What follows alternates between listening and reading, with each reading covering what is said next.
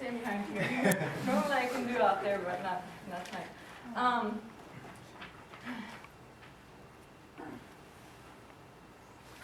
I was thinking of like what to say, and I was in the bathroom actually, which is usually where most of my thoughts come from. Right before large group, so I can pee all the time, like right now. I was just realizing that like when I was a freshman, my first time I spoke in large group was in this room, and I just remember like that. And I also remember all these senior send-off services, and I always thought that like the people up here were so old. And now I'm up here and I feel like I'm still like 15. So I don't like being called old because that's not how I feel. But thinking about InterVarsity, the thing that I guess just comes to mind the most is not necessarily InterVarsity but God, and how I have grown so much over the past 4.5 years. But it was God who did all of my transformation, and He used the group InterVarsity, and He used people. But it was all Him.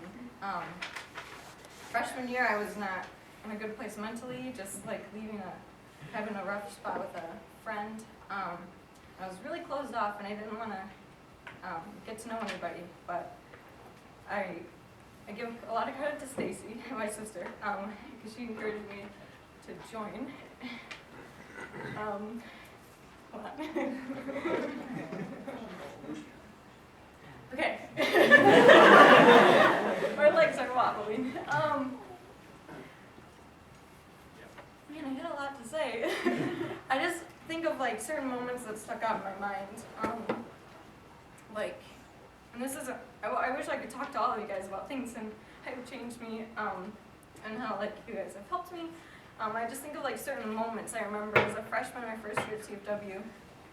I was really pushing myself to get to know people because I had trouble with that. And I remember seeing Brandon over AG. I don't know why I'm crying.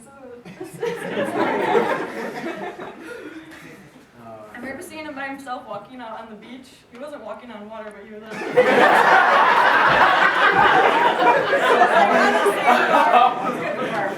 He was on a sandbar in the water, and I just, like, something in him, he was like, you should go talk to him. And I didn't really know him that well.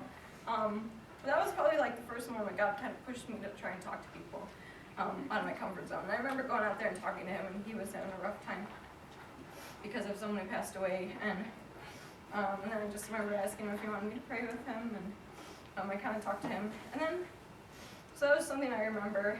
And though we like get in a lot of tiffs, me and Brandon, it's kind of like my black brother.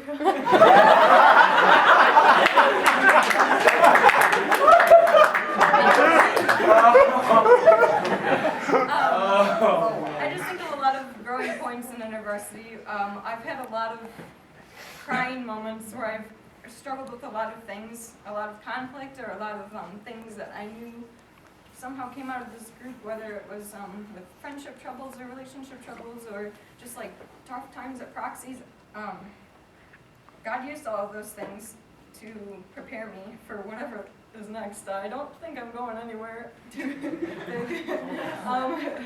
I don't know if other psych majors know, but it's rough out there for us. Amen.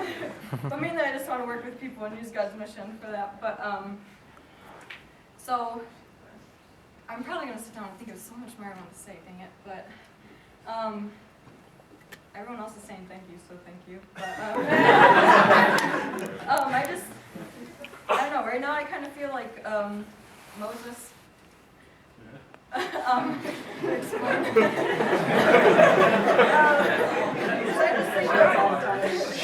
Just a second, I'm not a man, I'm just trying to explain. That's actually what I want to tell you guys.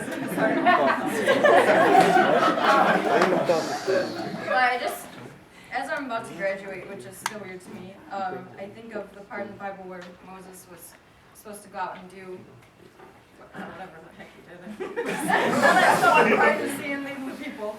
And I just remember him talking to God and how he wasn't equipped, and like how he didn't feel like he had the speech to do so or the abilities to do so, and God was just, telling him that he's going to give you the abilities.